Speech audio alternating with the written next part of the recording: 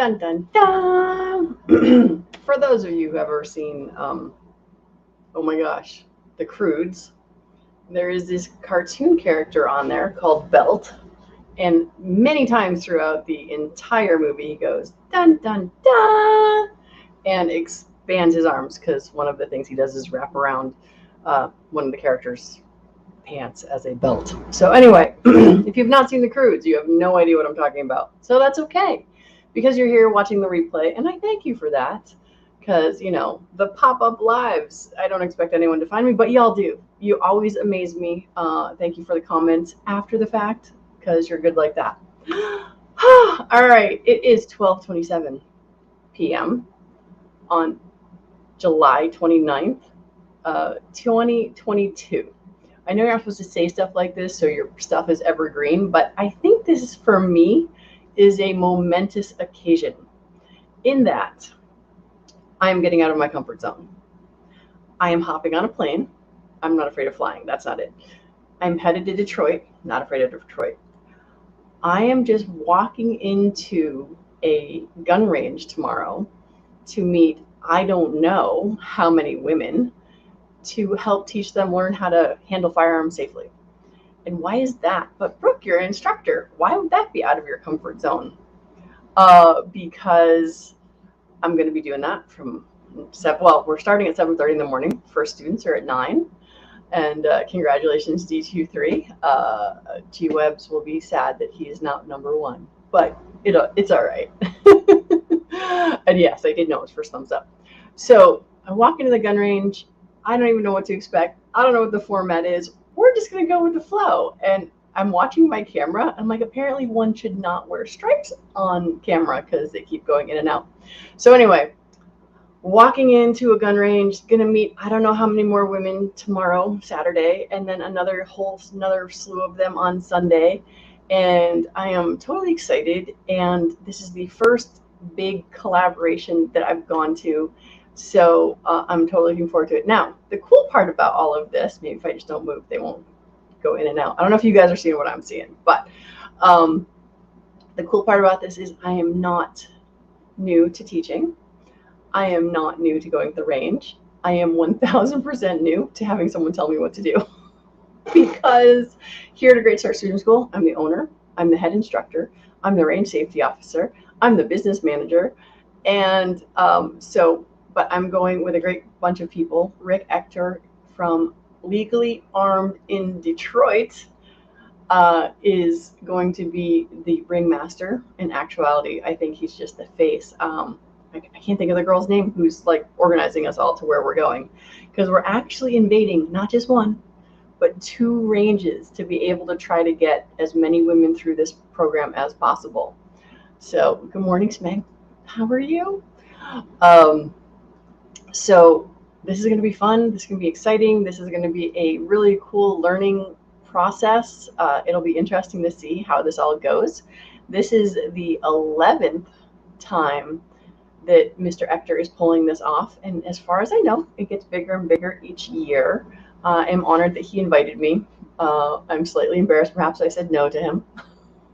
In that, about 3 weeks ago, I was on Flight Side Podcast with Rick Ector, and he said, "Come on, Brooke, let's go." And I'm like, "No, I can't. I got to stay home. I got to work. I have to serve my students," because that was kind of my thing. I'm like, I have to stay focused. And then Mr. Anderson was kind enough to invite me on his Get Off the Lawn podcast. Good morning, sir. It's much earlier where you are than it's lunchtime here. And thanks, G23. So Mr. Ector said, "Would you like to come?" I'm like, "No, I got to work." Then Mr. Anderson invited me on to the Get Off My Lawn podcast, or whatever these things are called, YouTube shows. And we talked about the importance of training and how some people can't afford training. And so that started the guilt meter going, right? It's like, yes, training is actually often an expensive thing, and it's hard to find inexpensive training. So free training seemed like the right thing to do.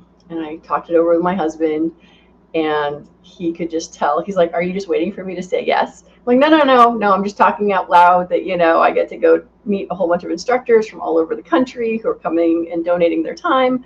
And then I was talking to my son, because like in our family, we try to make family decisions, because I do travel a lot for DC project, for competition, that sort of thing. So I'm talking to my son, and my son's like, Mom, are you just waiting for me to tell you to go? I'm like, no, I'm just talking out loud. So Get Off My Lawn was the turning point, where even on that podcast, there were 6 of us. And at the end of the show, they said, Chris, I think, from Top Shot, asked who was going to Detroit, because he was going to Detroit. And everyone but Mr. Anderson and I raised their hands.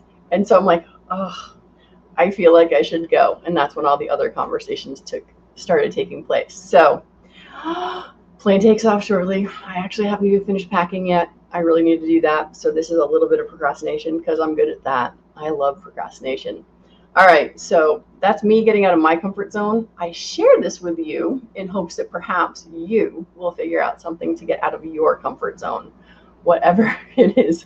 And yes, it was totally peer pressure, but also realizing that if I'm going to be away from my family, this is a very good reason to be away from my family. And I am looking forward to all the women I'm about to meet tomorrow and on Sunday.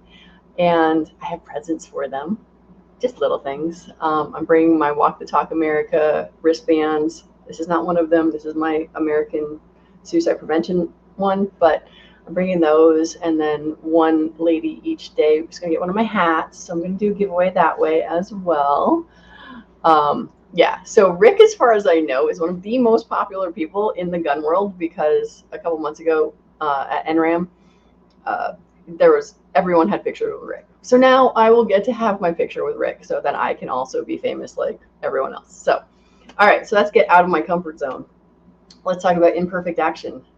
Me hopping on, not fixing my lighting, not doing my face, not doing my hair. As simple as that sounds, it's one of the things that's super important that all of us need to do in our lives. So many times we miss out on opportunities because we're waiting for the perfect time. One of the conversations, or a couple of the conversations I had with my students yesterday, we were talking about finding time. And I said, nope, it's not about finding time. It's about making the time for the things that are important. Because I don't know about you guys, but there are things on the list that just stay on the list and never get done. I know not everyone's a list maker, but that's kind of the idea, right?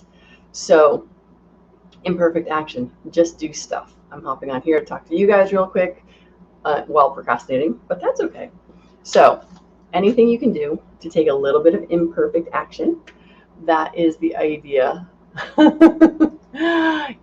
Schmeggy, you're acting as if A, I have transportation, B, I will have any downtime, because as far as I can tell, we're starting at 6:30 in the morning and not ending till 6:30 at night or so, give or take, on both days. And so perfection is the lowest standard. This is something I learned from Mr. Tony Robbins, right? Every time we try to be perfect, wait, I can see when I try to get my fingers right above perfect, see how hard that was? Perfection is the lowest standard, because nothing is ever perfect. You can have that perfect shot while you're on the range, and then you can pursue that continually forever, because you can always do something a little bit better. So perfection is the lowest standard because it's not attainable. Wherever you are, the other Tony Robbins thing is CANI, constant and never-ending improvement. So whatever I did best today, I can possibly do a little bit better tomorrow. And yes, I agree with G Webs. I hope that they have they realize that we are coming from all over the country and supporting Rick for this event. And it's one of those goals where I think that my hope is to pay enough attention to how this is run to try to bring it back here to Connecticut and like check in with our CCDL group and other 2A groups within Connecticut and see if we can pull something off like this in Connecticut, just locally, because it's really hard to get people motivated to get to a place, all that fun stuff. Okay, ready? Number 3, the rifle ban. All right. So unfortunately, the rifle ban is dead for the moment. But it's only a week or two before they come back with it. So I will say that having been in DC, sat in the 2.5 hours of conversation that our legislators were having regarding the rifle ban, I think the worst part that is painfully evident as someone who is educated in violence prevention is that they are telling the truth out of context.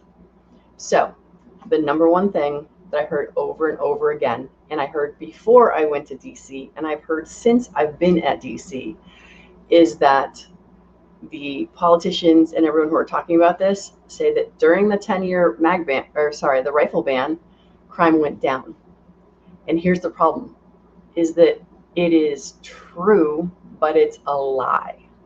In that, during those 10 years, the FBI, the DOJ, Department of Ed, who else? Secret Service rolled out a boatload of violence prevention programs. They started a gang violence prevention program. They started doing more safety stuff in schools because of the school shootings.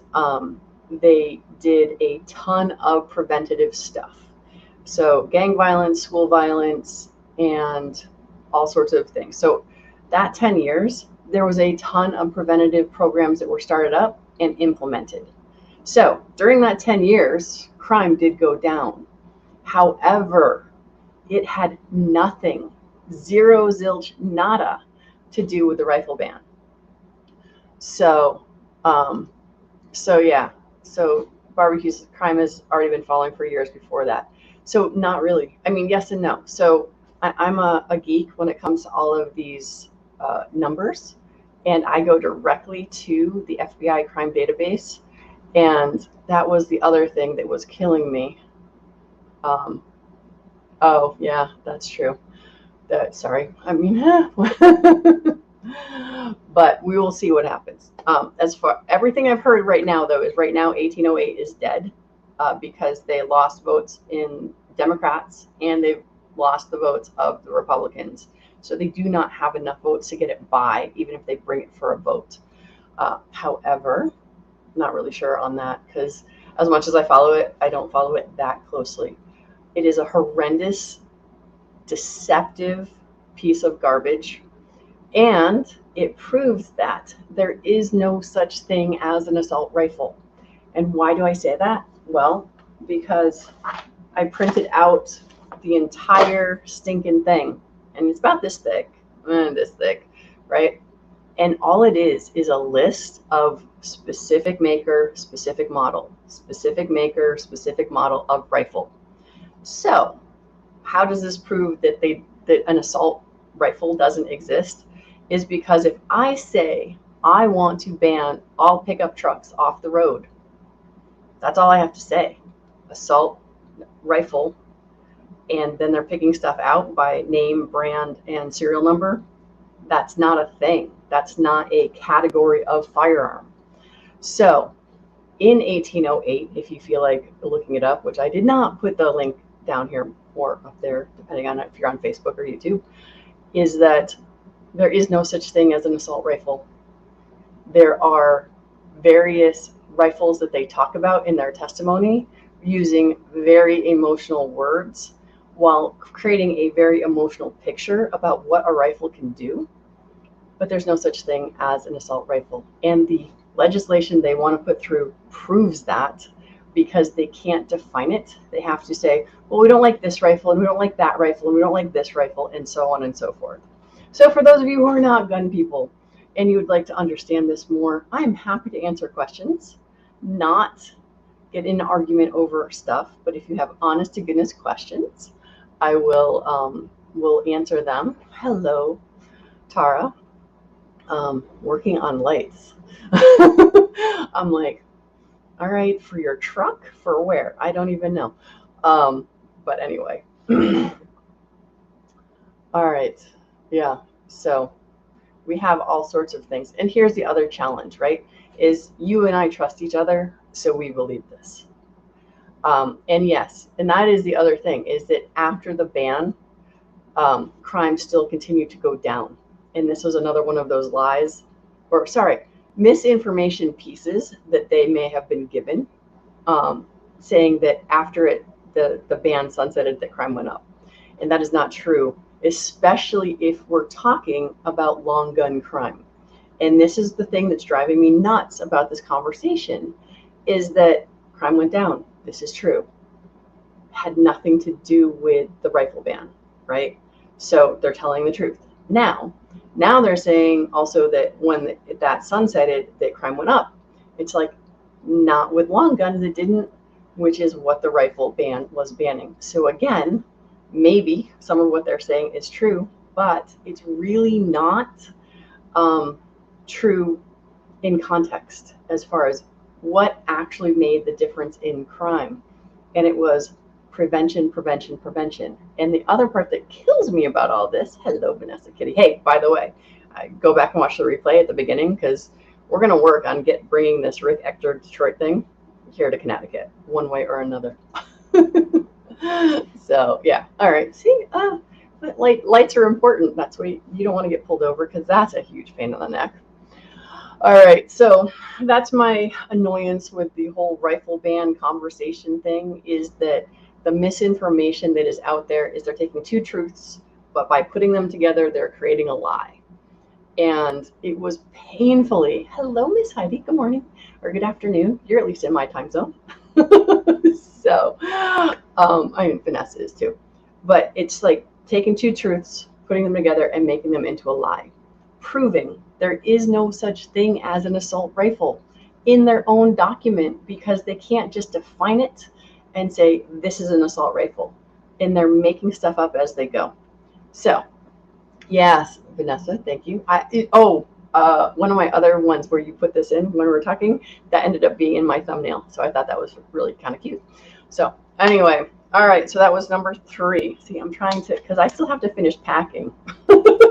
So this is only a little tiny short thing. At 20 minutes I am already. I don't know. Apparently I'm getting more long-winded doing these things. So finally, I would like to invite you all to join me at Time to Thrive. And I'm going to do the share screen thing and hope it works this time versus going totally bonkers the way it did last time. Tony Robbins. He's one of my favorite dudes ever. I've been following Tony Robbins since 1990-ish, 1918, when I watched Late Night and he was on infomercials. And then I got to go work with Tony Robbins and go to his events and then work at his events, and it's fun stuff. Dean Graziosi, this guy next to him with the microphone in his head. Also love this dude. He is awesome, hysterical, and he's just got such a huge heart. Jenna Kutcher, ClickFunnels, sorry, Russell. Like the rest of them I don't know as well. Brandon Bouchard. So anyway, so here's my other suggestion for getting out of your comfort zone. This is a free webinar. It's an hour or two, because anything with Tony is what we call Tony time. So they say put 2 hours on your calendar for this. I'm flying back from Detroit on what day? Monday, and this starts on Tuesday. And I'm going to do what I can to be here. I did already, you guys are all seeing my emails and stuff. I forgot about that part. So anyway, check it out, try it out. Oh, I'm going to grab the thing and cut and paste it into the comments over there, so y'all get to see it. So it's also in the description as well. So here's what it is. 2 hours, various people talking to you about various things.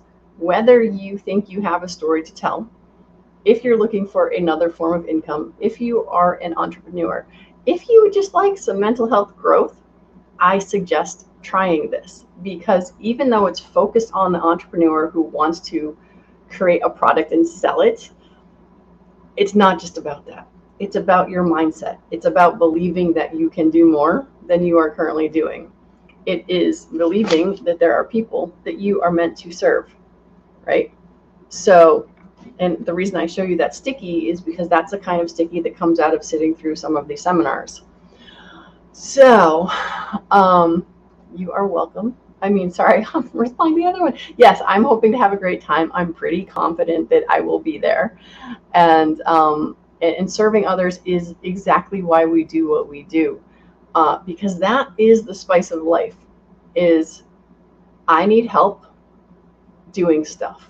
And there are people in the world that help me get stuff done. And so then I can help others do stuff that maybe they need help with. And this is why we're social creatures. That's why the last 2 years suck so bad, that we were put in our little cells and not allowed to see each other. By the way, I still had my 20th wedding anniversary party in 2020, 2021, and my 50th birthday in 2020 or 19, yeah, whatever. But anyway, so don't let other things stop you from doing stuff. So, G23, that's okay. So here's what I suggest. Even if you cannot go to these, it's 11 o'clock Pacific Standard Time, join anyway, because here's what you get. If you just go and you sign up for the mailing list and all of that, you'll get emails from them that have special links that have little itty bitty bites. Dean Graziosi is kind of the ringleader of this whole thing. And every day he's going to send out a little tiny little snippet. So at the very least, sign up so you can get exposed to these people, because I believe that these are some of the people that I've been listening to all of my life that makes me who I am and helps me change my mindset. So even if you can't make the 2 hours each day, sign up anyway, because the little pieces and parts that you get may be rah, or hey, this is great, or hey, enter this drawing or whatever. But they have a servant's heart and they are here to help. Sorry, I'm like trying not to read this. So even if you can't get the 2 hours a day, and I totally get that, because I'm only going to be able to do it on Tuesday, Wednesday, and then my teaching schedule Thursday, Friday, Saturday. Don't know what that's going to be like, so maybe I can, maybe I can't. But the other stuff you get in the chats on Telegram and on Facebook or Twitter, I think they've got some stuff with the Facebook group, is definitely beneficial. All right, so Vanessa Kitty, you'll have to send me a picture, because I have no idea what a leather tripod stool would look like. I mean, that'd be some stiff leather if it's the whole thing, or if it's just a top with leather. I don't know. And teaching because of what each human should strive for. Well, maybe, maybe not. Everyone has their wheelhouse, right? I love sharing. I have been a Sunday school teacher since I was 14, 12, 13, 14, whenever they let the adult-ish kids take it over. So I started teaching Sunday school as a kid, coaching soccer for my sisters when she was little, and then for our junior high school. So I started coaching Pee-wees. So I like helping others. I like teaching, but it's certainly not everybody's wheelhouse, for sure. Wait, what is the 13th in October? I'm very confused. Anyway, I'm going to go. I have to finish packing, and then I have to leave for the airport. Okay, that makes way more sense. Thank you. Sorry for being so blonde sometimes, but I'm like, that's going to be very stiff leather. Sounds very cool. All right, hun. Thank you all for popping in. For those of you watching the replay, my hope is to make little tiny videos for the rest of the day, and then tomorrow, and then Sunday, and who knows, maybe I'll actually take a day on Monday when I get home and put together my 40-yard challenge that I did last week, the trip, and goodness knows what else. I will totally be on tomorrow night, Saturday, for Suicide Friends Saturday at 9 p.m. Eastern. Oh my gosh, is Detroit a different time zone? I don't even know, because I totally want to be the one who announces that 988 is officially up and running. So that is going to be what we talk about on Saturday, which is only tomorrow, but it's going to be a long time between now and then. So, see, we should have connected. I could have come early and said hi, live and in person. So yes, it is going to be Bradley. And if you live literally next to it, maybe I can still stop in, depending on if I get my darn things actually done. Yes. Well, see, here's the thing. I'm going to be at a gun range. So where's the safest place in the world to be? At a gun range. So it'll be good. Thank you, Miss Heidi. Oh, good. Thank you, Smeggy, for keeping me aware of where I am traveling to and what time zone I'm in. All right. Thanks to you all. I am looking forward to give you guys more updates, and I will see you tomorrow night at the very least. Tuesday, Wednesday, Saturday. Maybe I'll get to see you in the Time to Thrive, but go ahead and join the groups. And we gotta still start talking to more people about making sure that this rifle ban does not go. For those of you who have already called your senators and your representatives, thank you. Keep doing it. For those of you who have not, it really only takes 5 minutes. And I know most of us hate picking up the phone and making that phone call, but it does make a difference. And we need to keep doing that. And if you're feeling so enthralled, please try to help people understand there is no such thing as an assault rifle. Help them understand that they are not saving lives. Yes, we can prevent violence, we can get crime to go down, but a assault weapons ban does nothing to do that. So, all right, you are welcome. I'm really gonna go now. I'm just gonna hit the I'm just gonna hit the end broadcast as I wave and say goodbye.